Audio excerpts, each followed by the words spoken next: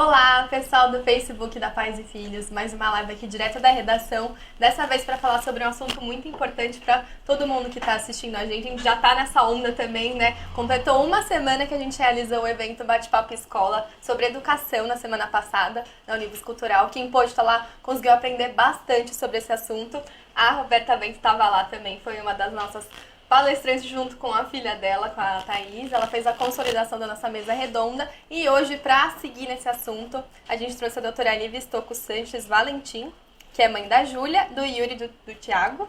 Ela é presidente e organizadora do evento, neuropsicóloga, pedagoga e psicanalista. Só para vocês saberem sobre o que vai ser essa live hoje, é sobre o Congresso Neuroconectar, que ele reúne grandes nomes da neurociência nas áreas da saúde e da educação para discutir distúrbios de aprendizagem e vários outros assuntos relacionados também, né? Queria que você primeiro explicasse um pouquinho sobre o Congresso, a Roberta também, e obrigada por ter vindo aqui fazer essa live com a gente para falar sobre esse assunto que precisa ser falado, né? Exatamente. O prazer é todo meu. Muito obrigada pelo convite. Obrigada, Rô, pelo convite.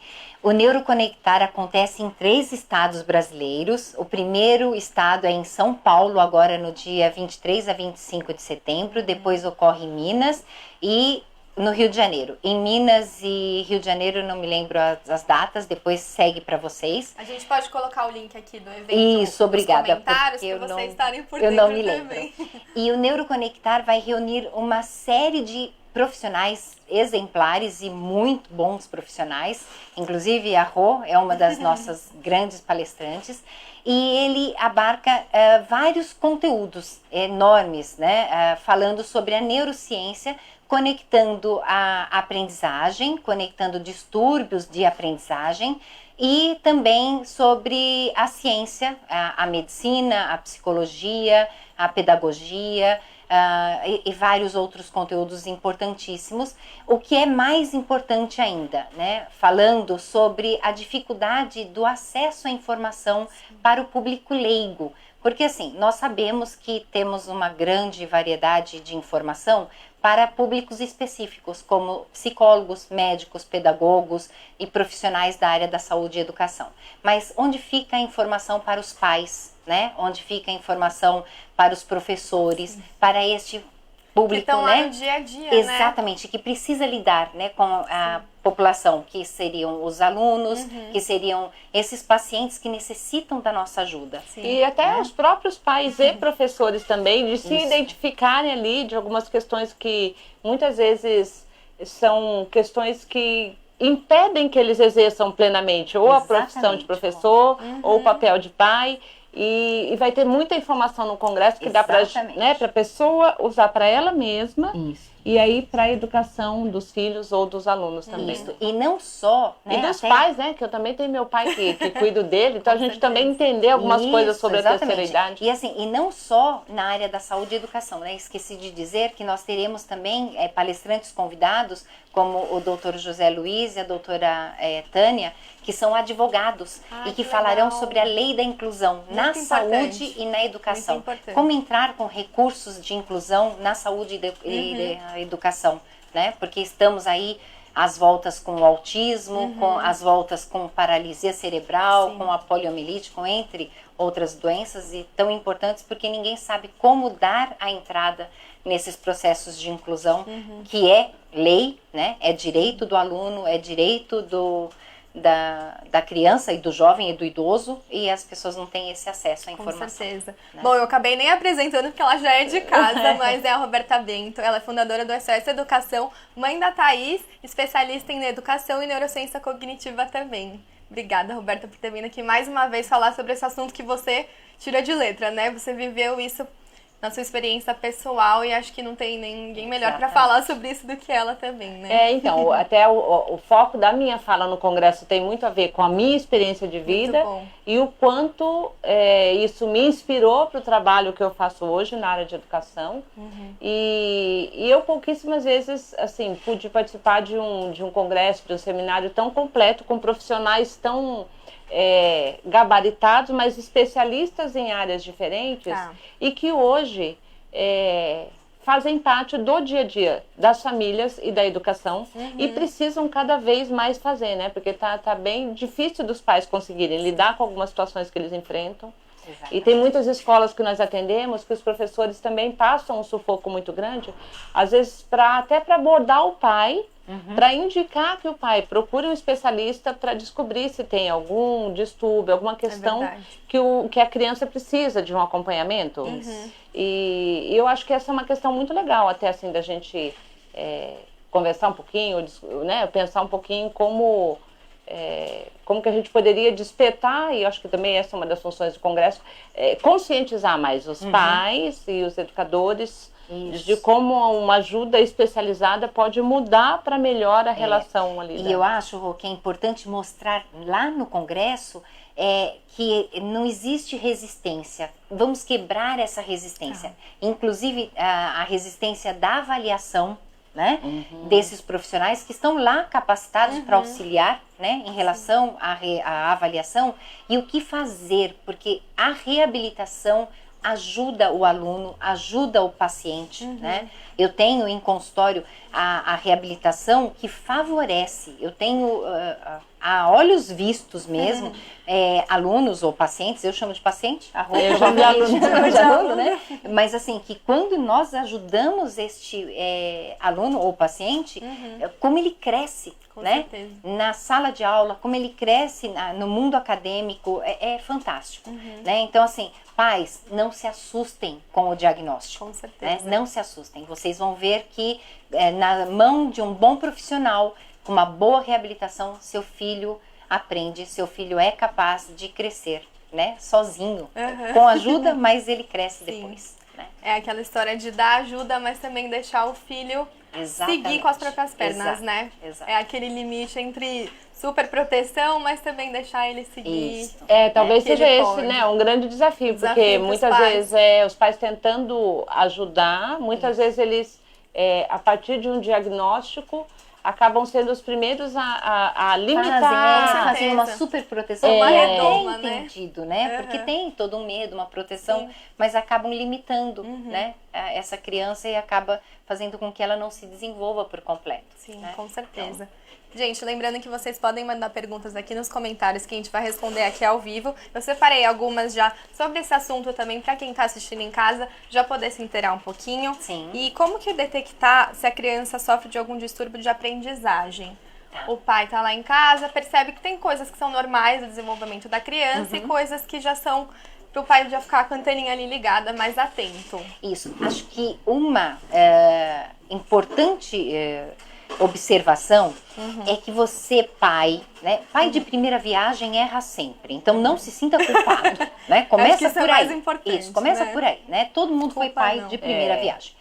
Se você tiver um segundo filho, comece a observar e entenda que tudo faz parte de um desenvolvimento normal, Sim. né? Então, uma das primeiras questões que eu recebo muito em consultório é que assim, meu filho não escreve. Eu recebo no consultório crianças que assim, doutora, meu filho não escreve, não lê. Aí eu falo, muito bem, qual é a idade da criança? 5 anos. Eu falo, que bom! Tem uma boa Ele não notícia. escreve, não lê. Ótimo que ele não escreve, não lê. Não está atrasado. Então a gente tem que ter noção do que é esperado para cada criança, né?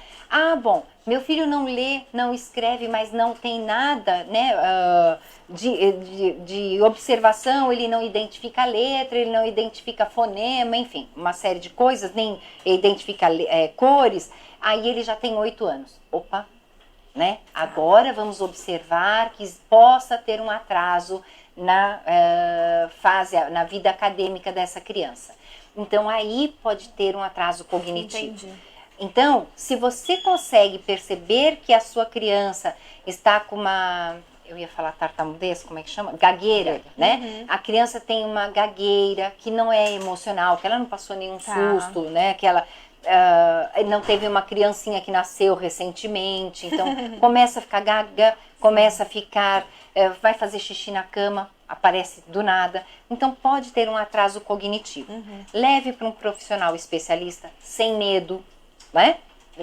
Primeiro de tudo, leva para um profissional especialista. E aí comece a investigar, tem um atraso, meu filho E frente aos demais da sala de aula, a professora relata que ele tem um atraso significativo. Espere amadurecer. O que é esperar amadurecer? Tem crianças que dão um salto significativo durante as férias. Férias de meio de ano, né? Então, o que significa isso? A criança dos 5 para os 6 anos, ou dos 6 aos 7 anos, entra de férias de julho na nossa vida acadêmica, né? Aqui do Brasil. A criança não lê e não escreve nada dos 5 para os 6 anos ou dos 6 para os 7 anos no Brasil. Volta para agosto, a criança lê tudo. Olha só. Né? Por que será que isso Porque acontece? existe uma maturação neural. Olha só. É o cérebro que amadurece. Muito bom. E muitas vezes os pais falam, não existe, minha criança não lê, não fala. O professor tem que ser orientado, inclusive, de que isso é uma maturação neural. Vai existir essa sinapse, vai ocorrer em apenas 20 dias. Olha só. Então, assim, aquela angústia que às vezes eles ficam no primeiro semestre, né, às vezes comparando com o irmão também, né? Cada um tem o seu tempo. Calma, né? espera 20 dias. Espere 20 dias. Parece brincadeira, né? Parece crendice popular. Mas não é. Espere 20 dias. Essa maturação ocorre e essa criança pode vir. Agora, poxa, voltou para agosto, as aulas recomeçaram, vem para outubro, a criança não amadureceu o suficiente, então pode ser sim que tem um atraso. Ficar de olho. Né? Então, fique de olho. Entendi. Tá? E Roberta, qual que é o papel da escola nesse processo todo? Do professor estar atento também, mas também ter esse equilíbrio, né? De não ficar desesperado que um aluno não está acompanhando o restante da sala. Eu acho que o grande desafio da escola é conseguir caminhar com uma turma, como um grupo, porque hoje em dia faz muita falta para as crianças essa convivência com outras crianças da mesma idade ou de idade próxima, já que as famílias são tão menores. Então, conseguir que ele seja parte de uma turma, mas também observar individualmente e respeitar os tempos. Isso é uma coisa que eu e a Thaís falamos muito, de respeitar o tempo, tentar não comparar ou com o irmão ou com o colega, porém manter estar alerta para entender o momento em que, não, pelo menos investigar nós precisamos agora. Porque muitas vezes no receio de encontrar alguma coisa, ou o professor ou o pai prefere falar, não, mas vai ser no tempo dele. Mas chega um momento que daí, não, agora é a questão que ela falou, da diferença de não escrever com 5 e não escrever com 8. Com 8 tem que investigar. Com certeza. E encontrar a razão, encontrar a causa, ajuda a montar junto com a escola, com o professor, as estratégias adequadas para aquele aluno desenvolver seu potencial máximo. Né? Então, esse é o desafio da escola, é trabalhar o aluno como um todo, mas observar individualmente e alertar a família, né? Que nós falamos que a família com a escola sempre foi importante, junto, mas hoje mais ainda, porque não tem como passar um traço aqui e falar isso é da escola, isso é da família. Não. Né? Até porque as competências, as habilidades são desenvolvidas nas duas situações. Né? Exatamente. Então, uma observação do professor do momento que ele passa com o aluno, a do pai em casa. A hora que junta isso, aí sim você tem a riqueza da informação para um profissional qualificado conseguir trazer um diagnóstico, né? Que até no caso do autismo, acho que é um desafio muito grande, né? Porque o autismo precisa da referência das pessoas que convivem com aquela criança. E muitas vezes se o pai não traz a informação completa ou tenta mascarar, porque às vezes acontece isso. Né? E às vezes não é nem por maldade, né? Esse pai, ele quer enxergar o que não existe, entendeu? Por uma angústia pessoal, né? Então assim, o seu filho sorri, ele até fala, ele até fala, né? A interpretação do pai faz com que ele entenda que aquela criança está falando. A criança não fala nada, né? Mas ela quer ver aquilo que não existe, né? Tem isso também. Tem uma pergunta aqui da Priscila Pereira, que sempre acompanha a gente. Obrigada, Priscila. Ela falou, com qual idade a criança já deve estar completamente alfabetizada? Completamente alfabetizada aos 8 anos. 8 anos. É aquilo que você falou. Se aos 8 anos já estiver apresentando algum atraso, bom ficar de olho, né? E aí, mesmo que seja, às vezes, hoje em dia é muito comum das crianças reclamarem, assim, de ter que fazer a tarefa, é muita coisa, me cansa. E geralmente nessa idade. E aí é onde nós entramos com essa educação, sugerindo para a família que muitas vezes está precisando de mais momentos em que a escrita esteja presente no dia a dia, sem correlação com estudar, com fazer prova, porque é prático. Eu falei, igual dirigir. Você pode ler o melhor manual de instruções. Enquanto você não sentar e não pegar a prática, não vai. E a escrita também. E hoje em dia, como as crianças fazem menos atividades, desenvolvem mais lentamente a coordenação motora fina e grossa, aí isso se reflete na escrita. Então, às vezes, não é um distúrbio de aprendizagem. É necessidade de mais prática em casa. E deixa eu só colocar para Priscila Pereira. Isso. Priscila, quando eu quis dizer plenamente alfabetizado, eu quis dizer conhecedor das letras e da associação e junção das letras para a leitura, tá bom? Agora, conhecedor de letras complexas, da interpretação de um texto complexo, tudo isso vai se dar por volta dos 10, 12 anos. Importante então, falar isso.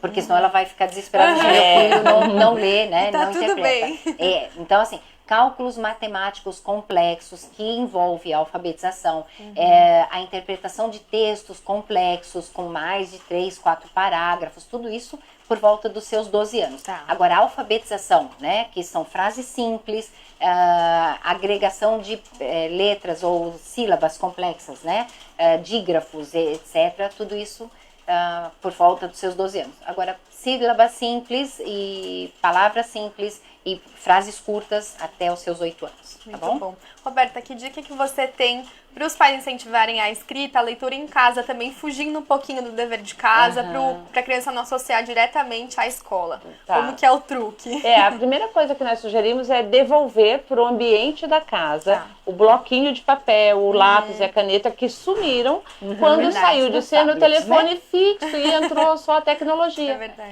Então, se não existir oportunidade de escrita, se esses objetos não fazem parte da vida em casa, a impressão que fica é que a criança aprende a escrever para a escola e não para a vida. Né? Então, a mãe pedir ajuda para fazer a lista de compra, nem que seja só o que a criança gosta e quer que traga do supermercado. Quando só sabe fazer a primeira letra, é a primeira letra. Desenhar, pintar, brincar. E tem mais uma questão que trazer também oportunidade para a criança fazer cartões de agradecimento ou de aniversário. Que isso pode até misturar, usar a tecnologia que eles gostam. Imprime uma imagem e a criança escreve a mensagem, ao invés de comprar um cartão pronto. Entendi. São maneiras de trazer a escrita para o dia a dia, né? Muito legal. Tem um comentário aqui que eu achei muito bacana, da Ângela Matilde Soares. Ela falou, Nossa conhece? amiga? Tá explicado, porque o comentário foi ótimo. Ela falou, diagnóstico é a porta e não o fim. Exato. Precisamos entender que uma vez conhecedor do que traz desconforto e compromete a autoestima, é necessária uma excelente intervenção multidisciplinar. Exatamente. É, isso, né? É a porta e não o fim. Perfeito. Muito importante. Ela é amiga de vocês? Ela é nossa amiga pessoal. Pronto. Maravilhoso. Tem mais um comentário aqui da Mães na Roda. Ela falou que reparou essa questão da melhora depois das férias com o filho dela de 9 anos. A professora já tinha feito essa observação. É a Beatriz. Na Ela prática. segue a gente no SOS também. A gente até conhece que é a Beatriz. E é muito legal, porque ela tem 2 meninos em uma idade que estão bem se desenvolvendo, né? E eu acho muito legal essa sua fala de às vezes um tempo curto dá uma virada muito grande. Com certeza. Então até para baixar a ansiedade dos pais, dar uma acalmada. que pode acabar meio que travando no sentido de se essa ansiedade passa para criança, e né? passa, né? Passa. E posso fazer uma pergunta também? Aproveitando. Tamo junto aqui. A questão da déficit de atenção e da hiperatividade, que hoje em dia, muitos casos que chegam para nós, porque assim, nós não somos da área de psicologia e nós somos da área de comportamento. Então, assim, nós sempre falamos, não, procurem um especialista primeiro para investigar. Mas muitas vezes, no acompanhamento ou na descrição que o pai faz, a gente já percebe que é questão de ajuste de rotina. Né? Porque às vezes a criança, ele passa 3 horas sentado no tablet, mas ele não para na hora que está na escola. Ele fala, é alguma coisa que precisa ser ajustada na rotina. Mas tem alguns pontos que você pode falar para os pais observarem que são que são sinais de hiperatividade ou de déficit de atenção? Então, existe assim, na patologia... Eu falo de sinais o que me leva a crer que não é. Então, existe um erro crasso que a maior parte das pessoas, inclusive alguns profissionais, não identificam, que é quando a gente fala o que é um TDA, né? O que é o transtorno de déficit de atenção. Alguns pais e alguns profissionais falam assim, olha, ele não é um TDA porque ele fica a maior parte concentrado numa televisão e concentrado no tablet e não fica concentrado na sala de aula. Aí está, lê do engano. Ele é o TDA porque ele se concentra no tablet. Porque ele só é um TDA porque ele se concentra na atividade que ele quer. Entendeu? Entendi. O transtorno do déficit de atenção, ele fica focado exatamente naquilo que ele quer. Ele fica horas, inclusive. Entendi. Né? E ele não fica concentrado naquilo que não atrai a atenção Entendi. dele. Entendeu? Importante falar isso. E isso é muito importante, porque isso é um descritor do DSM, né, que é um código de doenças mentais, e do CID, que é outro código de doenças mentais, que está lá, claríssimo, né, que o transtorno de déficit de atenção comórbido à hiperatividade ou não, faz com que essa pessoa seja transtorno de déficit de atenção se ele se atém por horas ou minutos ou segundos a uma determinada atividade que tem de interesse e se distrai por aquilo que não lhe chama atenção. Entendi. Entendeu? Muito importante. Então, alguns pais falam assim, não, ele não pode ser porque ele fica horas no computador. Não, ele fica mesmo. Ele fica horas, né? Eu brinco que lá em casa eu adoro dividir patologia para dar menos gasto, né? Então eu tenho um TDA clássico e um hiperativo clássico, né? Eu brinco que um gosta de comer clara, e é verdade, e outro gosta de comer só gema. Olha é verdade, só. eu separava. Aí eles se completam. E aí eles se completam. E o TDA é um desenvolvedor de games. Olha né? só. Aliás, é um jogador de LOL. Vocês sabem o que é LOL? Sei, meu namorado joga. Então ele conhece o Tistoko. Chama conhece, Tistoko. com certeza conhece. E ele é o TDA, né? E ele ficava horas no computador. Mas é. Horas. Exatamente Teve até um isso. comprometimento renal, porque Olha ele, só. quando pequenininho... Fica segurando o xixi. Ele ficava rodelinha de xixi, né? Porque não ele quer não sair do saía do computador. computador. É bem E o outro é hiperativo, que é um produtor musical excelente, é o produtor que eu brinquei com o colega, né? E ele é hiperativo. Ele ficava horas de madrugada ensaiando Olha peças, só. isso, aquilo, né? E aí eu olhava, observava que um se concentrava demais em atividade e o outro não parava quieto, Entendi. né? Então, essa é a distinção. E eu acho muito legal o jeito que você contou, porque assim, vai dar tudo certo, Vai mas dar não tudo significa que eles não vão conseguir aprender, que eles não vão Exatamente. achar uma profissão que Isso, amam, e que desmistifique porque também. os seus já são adultos, São né? Então, adultos, Quantos são dois anos adultos, eles têm? né? 30 e poucos? Um tem 32 e outro tem 27. Pronto. Né? E são dois adultos inteligentíssimos. Muito bom. Que fique claro para vocês, né? A inteligência não está implicada no transtorno. Existem crianças ou adultos que têm o transtorno de déficit de atenção, comórbido ou não a hiperatividade, e têm dificuldades de aprendizagem ou não. Então, por exemplo, esses dois filhos, né, faço questão de falar, eles são superdotados, né, mas existem crianças que não são, né, e que precisam de um estímulo neuropsicológico para que apreendam o conteúdo formal acadêmico. Mas tem crianças que não. Aliás, tem crianças que assim ficam enfadados, inclusive, com o conteúdo acadêmico. Aquele tipo assim, Não aguento vou mais. ter que aprender isso, né? Que era um caso de um desses, que eu não vou declarar qual foi, né? Tipo assim, não quero aprender. Por quê? Porque era maçante, né? Ele já sabia de tudo, ele deduzia as coisas. Então, e o desafio é estimular e ajudar para que qualquer um desses perfis consiga desenvolver o seu potencial E máximo. ficar, inclusive, enquadrado dentro do contexto social e acadêmico. Então, que isso é muito legal, Né? Porque precisa se ajustar Isso. socialmente até para ele poder se E realizar. e ficar aprender. dentro da sala de aula, dentro de um contexto de sala de aula, e até não transgredir, porque o hiperativo acaba sendo um transgressor. Então, isso a gente tem que ter muito Então, e não pode servir de cuidado. justificativa, certo? Exato. É isso que a gente fala, não Exato, usa o diagnóstico como justificativa, Exato. mas como uma ferramenta de, bom, por onde nós vamos agora para ele... Perfeito. Porque assim, existe um limiar muito grande, principalmente no hiperativo, né?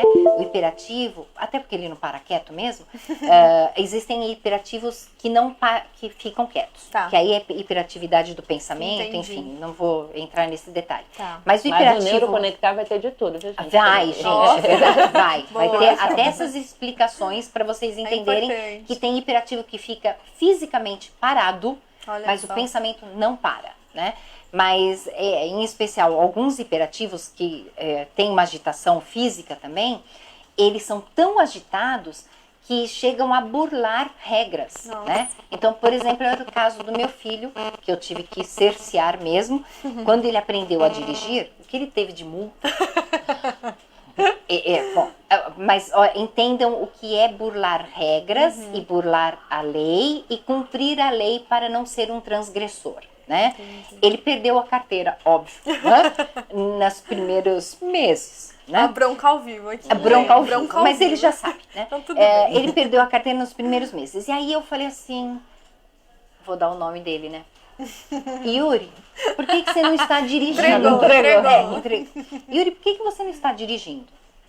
Aí ele olhou pra mim, porque eu tenho que fazer escolinha de trânsito. Ah, ele Ai, ficou meu bem Deus. quietinho quando ele perdeu a carteira. Mas Olha olha o que só. interessante, ele não transgrediu, Aham, ele né? Aí eu falei, por quê? Aí ele falou assim, é porque eu excedi nos pontos. Aí, pasmem, ele tinha várias multas. Dirigir, na época tinha o Nextel. Ele tava, a multa veio com falar ao telefone, digitar no Nextel, Ai, meu Deus. com 2 mãos. Gente. Eu falei, meu Deus, Três como é que, coisas pelo ao mesmo amor tempo. de Deus. E passou no farol vermelho. Olha só. Aí a justificativa, mãe, eu achei que dava. Né? Porque assim, do amarelo pro vermelho, ele achou que dava. Né? Entendi. Então, se ele não fosse cerceado na hora certa, ele seria um transgressor. A diferença do transgressor, se o guarda, eu ia entregar minha idade. Se o policial, né, fosse falar com um hiperativo que não fosse conduzido e educado na hora certa, ele ia tentar, se guarda, né? Dá um jeitinho. O que é, né? Tenha dó. Esse é o transgressor. Entendi. O hiperativo Tá. aceita a multa, não dirige, vai fazer a escolinha e vai se reeducar e vai tentar, né, frear e falar Ou seja, assim. pode aprender limites, regras de E entra o convívio papel dos social. pais. Isso é papel É a dos questão pais. de dar limites e também deixar eles E entender irem assim, olha, sozinhos, você né? foge à regra, né? Você É importante tem que falar frear o isso seu também. comportamento. Com certeza. Entendeu? Tem mais algumas muito perguntas legal. aqui. A Priscila Pereira continuou. Ela falou, fico mais tranquila. Minha Maria Beatriz tem 7 anos e meio e apresenta um pouco de dificuldade ainda, mas está melhorando. Que bom. Agora passou a usar óculos e está melhorando mais ainda. Estou acompanhando de pertinho, mas a escola estava me deixando meio apavorada. De novo, a questão da escola deixando os pais malucos, né? Eu não sei se a Rô vai falar. Tá. Deixa eu perguntar. Eu falo e depois você Tá. complementa, Rô. Eu não sei, hoje em dia existe uma exigência muito grande das escolas. Não sei se você concorda, Roberta, mas assim, eu tenho muitas queixas de colégios X que vem assim, a alfabetização aos 4, aos 3, aos 5, né? E essa é uma exigência dos colégios brasileiros, principalmente aqui em São Paulo, né?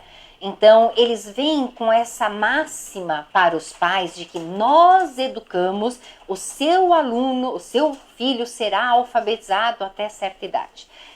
Até como o preparatório para o ingresso das universidades, né? Então, assim, eles passam etapas, eles pulam Queimam etapas importantes, né? Por exemplo, eu tenho uma escola que trabalha comigo e que eu tive que fazer todo um trabalho para que essa escola entendesse que cortar papel, picotar papel na mão, amassar bolinhas de papel crepom e colar era interessante. Eles tiraram do cronograma imagina, acadêmico. é um prejuízo muito grande. Aos 3 anos eles introduziram a tesoura para criança. Nossa, gente. Porque Por quê? Porque a exigência era mais bonita, né, na escola. Entendi. E aí eu tive que montar o conteúdo só. programático para que eles entendessem que não, né, argila é necessário, massinha é necessário, rasgar papel, picotar Queimar papel. qualquer uma dessas etapas vai eclodir com a questão lá depois da dificuldade de Com escrita, certeza, né, da coordenação motora. Aham. E, inclusive, parte cognitiva mesmo, do Isso. quanto você aprende e processa enquanto você está fazendo Exatamente. essa parte manual. E nós vemos eu ia falar equilíbrio, mas acho que é desequilíbrio a palavra, em que algumas escolas sim querem atender a um pedido dos pais Umas de que os filhos expectativas se também, né? preparem de uma forma a poder competir no futuro e no fim, na verdade, você Exatamente tira a isso. base na qual ele vai Sim. ter o alicerce para construir Pra o que vai ser depois, sólido realmente. Né? Aí fica frágil porque assim, não adianta ele aprender a escrever, mas na idade em que ele teria que ter, inclusive conteúdo para escrever, não tem, porque daí ele tem a ferramenta, mas ele não sabe o que fazer com ela. Sim. E essa base lá na educação infantil é muito importante. Com certeza. A semana passada até tem um post que nós colocamos que trouxe, as pessoas comentaram muito, mandaram muita mensagem, que a imagem que nós colocamos era, se quando você pegar seu filho na escola, na educação infantil, você perguntar o que você aprendeu na escola hoje, ele não souber responder, mas ele souber contar do que ele brincou na escola hoje, vai lá dar um beijo Perfeito. nessa professora, porque ela está merecendo. Exatamente. Então tem essa preocupação, porque no desespero dos pais de preparar o filho para um futuro que ele não sabe o que vai ser, aí acaba tirando uma base, que não pode ser tirada, que vai fazer toda a falta. E talvez aqui também um outro ponto pro Jabá, que é muitas vezes os pais precisam de ajuda para diminuir a ansiedade, para entender como que eles estão lidando com essa correria da vida moderna, com tanta pressão para preparar o filho para alguma coisa que Eles nem sabem que é. né? Porque Que o tem agora a é mais competição importante. das escolas, disso, eu vou fazer a alfabetização até tal ano, não, mas eu faço antes. E dos pais também, né? Ai, meu filho tá mais envolvido que o seu. E não é assim. Não tem. E Não tudo que é existe extremo não é bom, né? Assim, Isso. vai aprender É o a ser equilíbrio, demais. né? Tem pais que nos mandaram mensagem falando de uma escola que está fazendo as reuniões e preparando os pais para a partir do ano que vem a escola tirar completamente caderno, papel, apostila, tudo. Vai ser só digital. E aí, só de eu falar, me dá um cheiro na Só barriga. assim, meu Deus. Não, Calma. Gente, tudo que é extremo não é bom. Né? A escrita à mão ajuda o seu cérebro a fazer processos, conexões que você não vai fazer quando você digita. Né? Tem vários fatores envolvidos, não é só escrever. E não é ganhar tempo, eles não precisam ganhar tempo. Né? Pra quê, né? Não, eles precisam realmente, o tempo que leva para escrever, esse tempo está sendo, ele é ganho aí. A hora que ele está demorando para escrever, está ganhando esse tempo, não está perdendo. Né? Com certeza. Tem mais algumas perguntas aqui? Bastante, por sinal. O Rafael Marcondes perguntou: quais atividades os pais podem fazer juntamente com a escola pública, no caso, para estimularem o estudo e a integração entre as crianças que têm mais facilidade com as que têm menos? Encontrar esse equilíbrio também. Então, tem uma formação que eu e a Thaís fizemos na Universidade de Minnesota. É um programa que chama ao pé da letra, a tradução é aprendizagem cooperativa. A proposta é que os alunos trabalhem, estudem dentro da sala de aula em equipes. Legal.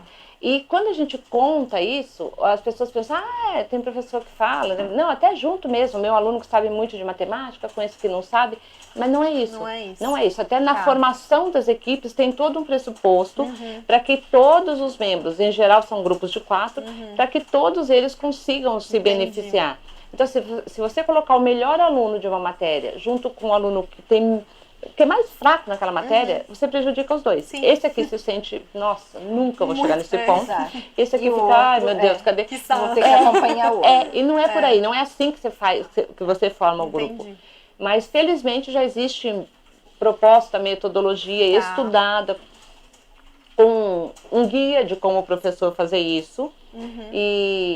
Mas colocar os alunos para trabalhar de forma colaborativa é um caminho. E isso passa também pelo envolvimento da família, que é uma sugestão que nós damos de no final de semana as mães combinarem, os pais combinarem com outros pais. Vamos no parque lá perto de casa, vamos numa sorveteria juntos, porque essa integração fora faz com que a criança desenvolva uma segurança emocional que dentro da sala de aula permite que ele relaxe e que a aprendizagem flua de uma forma mais tranquila.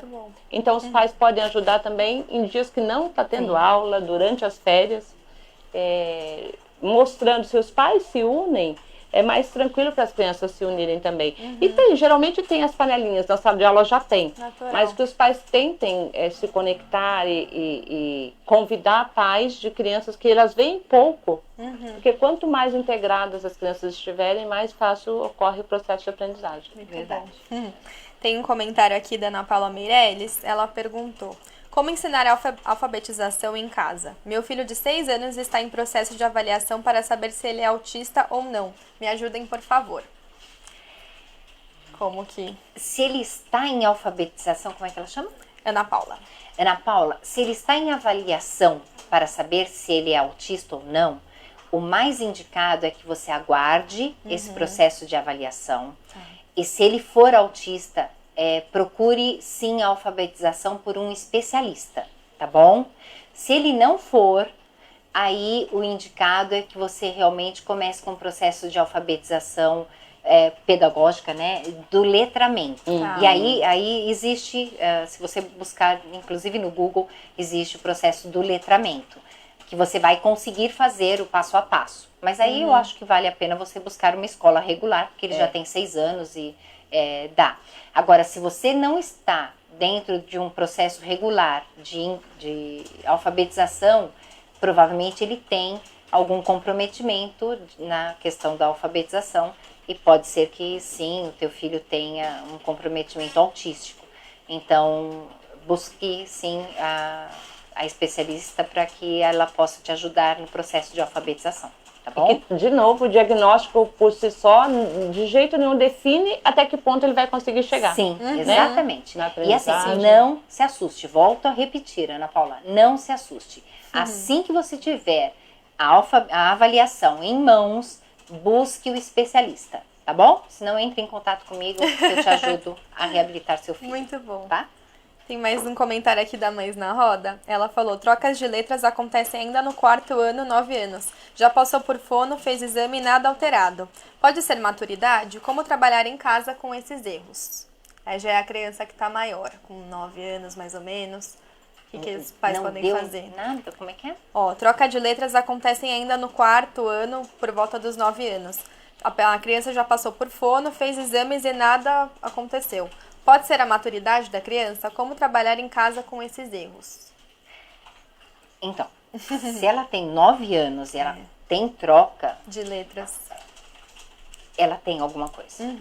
Como é que chama a mãe? É a Mães na Roda. É a Beatriz. Beatriz. Tá, então, Ela faz um trabalho muito Beatriz, legal com mães, de entendi. palestras. Legal. Beatriz, se a criança tem 9 anos e ela continua com problemas de troca fonêmica, ela tem alguma coisa. Isso não significa que tenha que ser detectado por ressonância magnética, tomografia computadorizada, eletroencefalograma ou qualquer teste neuropsicológico. Deu para entender o que eu falei? Não significa que tenha que ser detectado, nem por exames fonoaudiológicos, seja TEPAC, seja pelo transtorno de déficit de atenção, transtorno de processamento auditivo central. Isso não significa que tenha que ser diagnosticado. Ela tem um comprometimento. O que significa isso? Significa que ela tem um comprometimento neurológico, tá? Então, ela tem comprometimento. O que não significa que possa estar implicado no processo de aprendizagem. Ela pode se beneficiar de uma busca visual do próprio erro e fazer a autocorreção. Então, posso dar outro exemplo? Pode. Eu tenho a minha colega de trabalho, vou até dar nome aos bois. Bois ficou feio, né, Andréia? Então tá bom. Ela é neuropsicóloga também, Andréia Hermana. E a minha filha, que é filóloga, Júlia Valentim, já falei, né? Gosto de dividir as patologias. Uma é disléxica e outra é dislálica. E as duas, uma troca a fala e a outra troca a escrita. Nossa. Só que elas percebem o erro, Uhum. né? Porque são duas adultas, uma já é até mãe, a Andrea, e elas percebem a troca. Quando elas percebem, a Andrea é disléxica e ela troca números. Aliás, é muito engraçado, porque ela é minha secretária particular e ela anota os números. Aí ela olha e fala assim, só um instante, a senhora pode me ligar? A mãe nunca entende por que Pra a ver senhora se tá acabou tudo de certo. me dar o telefone e ela pede para a pessoa ligar porque Pra ela ter o vira e número. mexe, ela troca Tá. o número. O 3081 provavelmente pode ser que Exatamente, não tenha dúvida, a Andréia anotou errado, né? Então assim, e eu tava lá procurando, né? Qual que é o 1381. Ah, pronto. Entendeu? Só pra vocês Então- entenderem, a gente fica aqui no 3181. Aqui na E Avenida eu fui lá Rebouças. pelo 1381, né? Então, quando faz essa troca, ela mesmo se autocorrige. Tá. Entendeu? Então, descobrir o que é ajuda para você, a partir da consciência, Sim, exatamente. né, que é alguma coisa simples, mas que ele mesmo passa a Pronto, conviver com entendeu? aquele controle. Então, assim, uma criança de 9 anos tendo a consciência de que existe uma problemática, ela se autocorrige. Pronto. Tá? Então, assim, não é o fim do mundo, todos nós temos problemas. Todos nós. Não tem, acredito, na face da Terra, não tem um que tem algum defeito. E eu acho até que essa consciência ajuda para ele não se achar, não achar que ele é ou incapaz ou inferior, porque eu sempre Exato. escrevi errado. Não, é uma característica minha. E aí ficar atento para sempre, deixa eu ler novamente, deixa eu me certificar de que não troquei as Perfeito, letras né? aqui. É só vamos, isso, né? vamos corrigir, tá bom? Tem mais uma última. Tá chegando várias perguntas, gente. Então fica aqui o convite pra vocês irem no congresso. Ou podem comentar também, que depois a gente dá um jeitinho de responder. Isso, As a meninas gente podem responde, entrar. pode ficar- Eu vou fazer a última aqui da Carol Marques. Ela falou: minha filha tem 3 anos, está muito dispersa e muitas vezes parece desinteressada. Tento até incentivar desenhos, mas ela diz que não sabe, que não consegue. Como que ela pode ajudar? Carol Marques. Chama. Ela disse que não sabe porque não consegue, eu me perdi. Tento até incentivar desenhos, mas ela diz que não sabe e que não consegue. Ela tem 3 anos 3 anos, só. é novinha, né? É. Eu acho que tá numa fase ali. Eu acho que vale a pena atividades em que ela tenha que completar, Sim. que pintar. Não Aham. precisa ela desenhar agora, exatamente. montar quebra-cabeça. Mas isso do desenho, de pintar é muito legal, porque conforme ela pinta, ela vai desenvolvendo. Aham. E sem a cobrança do certo, né? Porque daí qual que seria o desenho Deixa certo? livre, né? E pode, mãe, eu gosto muito dessa ideia das mães desenharem, meio na linha do Pequeno Príncipe lá, você faz qualquer, que seja um círculo e uma bola dentro e fala, olha o que eu desenhei. E pergunta pra ela, o que você acha que é isso? Vocês falam, pode ser isso, pode ser aquilo. Então, assim, não tem certo ou errado. E né? assim, o que ela achou que fica. Era isso mesmo. Exatamente. É verdade. Bom, gente, obrigada por ter vindo aqui conversar com a gente mais uma vez, Roberta e doutora Lívia, pela Eu que primeira agradeço. vez. Com certeza Muito a gente quer que obrigada. você venha mais vezes, porque Com certeza deu pra ver que voltarei. rendeu bastante o assunto, as mães mandaram muitas perguntas e fica o convite também pro congresso. Obrigada. Pode falar, Lívia, as Sim, datas. por favor, tá? Esperamos todos vocês no Neuroconectar, Isso. dia 23 a 25 aqui em São Paulo. As outras datas, espero que as meninas A gente coloca. coloquem no E site entrando de no vocês. site, né, no Isso. neuroconectar.com.br, Isso. a hora que a gente entra para fazer a inscrição, já entra São Paulo, Belo Horizonte e Rio Pronto. de Janeiro com a data para você Perfeito. escolher Legal. qual que Então, você as quer. Posso fazer a inscrições são- propaganda? Pode. Se vocês entrarem agora, esta semana, no Neuroconectar, o CEP, Centro de Estudo e Pesquisa Clínica Saúde, está com uma promoção imperdível, os 3 dias Olha só. do Neuroconectar, com 50% de desconto. Vale a Vai ser pena, essa hein? semana, hein? Corre lá, tá bom? As inscrições são feitas pelo site mesmo, né? Isso, pelo site mesmo. Tá, ótimo. Obrigada, gente, por ter assistido essa live. Até a próxima. Obrigada, meninas. Obrigada. Tchau, gente. Até. Até.